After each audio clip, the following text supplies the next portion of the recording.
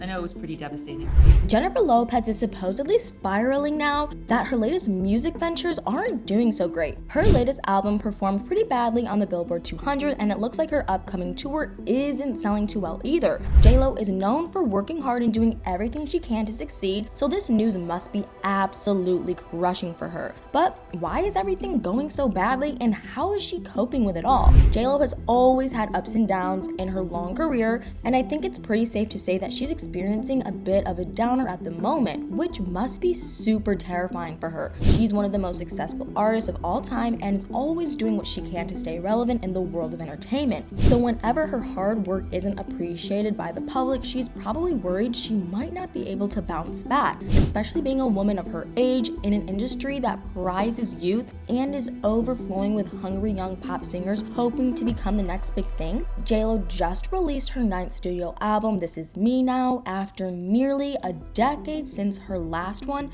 and it's not doing as well as she might have hoped. It debuted at number 38 on the Billboard 200 and became her first studio album not to make it to the top 20 of the chart. The album was nowhere near as successful as its 2002 predecessor, This Is Me Then, which reached number 2 in the US and sold over 2.6 million copies. So far, This Is Me Now has received mixed to poor reviews. Page Six described the 13-track album as being uninspired and as watery as Ben Affleck's Dunkin' iced coffee, a comment that must have stung if either J-Lo or her husband read it. But her album isn't the only thing that's been failing. Her accompanying tour, This Is Me Now, the tour is said to be selling pretty poorly. She hasn't done a North America tour in 5 years, so you'd think that people would be leaping at the chance to buy tickets. But Variety reported that J-Lo has actually had to cancel 7 different shows. Her rep gave no comment to the magazine about why they were suddenly canceled, but apparently the cancellation notice simply read, "Unfortunately, the event organizer has had to cancel your event. No action is required to obtain a refund." Page Six was told that there was a logistical issue via the tour's promoter, but there are reports of slow sales. Variety claimed that there were lots of tickets on most of the tour dates that still hadn't been sold, according to the seating charts on Ticketmaster.com. The tour was originally supposed to run until the end of August, but now it's set to end on August 17th in New York. Of course, a lot of people were super upset about the unexplained cancellations. One Ticketmaster user wrote that it was disrespectful toward the audience and they couldn't even buy a new ticket in another state because they didn't know which cities would cancel. J-Lo still hasn't said anything about the cancellations on her social media, so what's exactly going on? What's the real reason behind these sudden cancellations? Some people who read Page Six's report about the news left some eye-opening comments that you might agree with. One of them wrote that J-Lo's fans, who were her fans years ago, couldn't afford her tickets because they were saving for retirement and their kids' college tuition. Another user said that they were right and that they wanted tickets for her NYC show at the Garden, but the prices were insane. Someone else said that it wasn't a surprise. J-Lo was still stuck in the 90s and that was all that she knew. Gen Z was not interested and Gen X had grown up and moved on. A fourth person agreed and added that her music was too look at me and it was nothing new. I really don't imagine that J-Lo is handling the news about her music well, since she's paid a small fortune of her own money to finance her latest projects. The album, the tour, and 2 movies are all a part of a multimedia conceptual project examining J-Lo's life as a serial romantic. This self-financed work is said to have cost her around $20 million.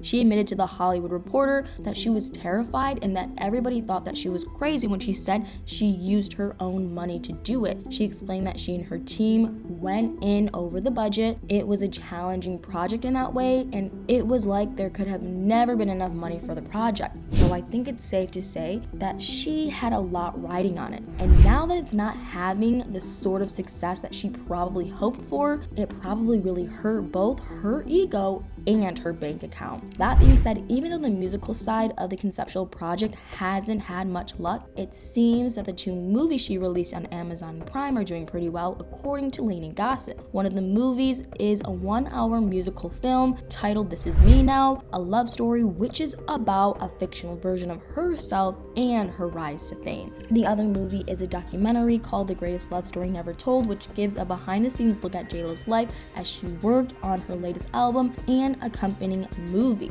Lainey Gossip predicted that the movie had more success than JLo's music because people genuinely prefer to see her instead of listen to her, which seems pretty harsh, but judging by how her separate projects are performing, it might be true. Last year, she released The Mother on Netflix, and even though it received pretty bad reviews in the media, Deadline reported that it became one of Netflix's most popular movies of all time. So clearly people enjoy seeing JLo on their screens. But what's happening when it comes to her music? Well, a brutal article by Variety titled Jennifer Lopez and the Challenge of Aging a Pop Career Gracefully had a go at explaining it recently. The author described JLo's latest album as a self-absorbed and self-financed 20 million multi-platform story of her reunion with Ben Affleck. They wrote that marital bliss, even as a happy ending, just didn't have enough friction to satisfy the 2020 masses. The article also pointed out that the album was crushed critically and that the tour was said to be selling poorly. I have a feeling that JLo and her promotional team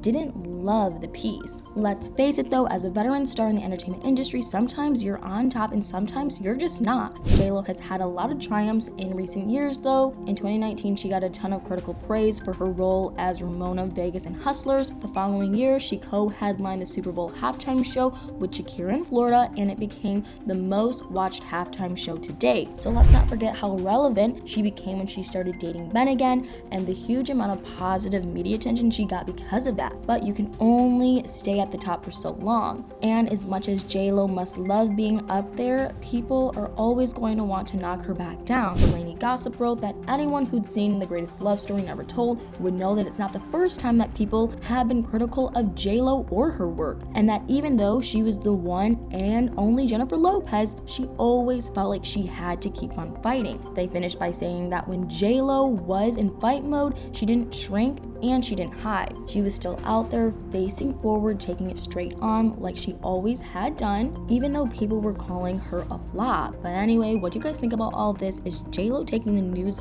of her recent failures badly, or is she just looking ahead at what's next for her? Why do you think people seem to be more interested in her as an actress than as a singer these days? Let me know in the comments below.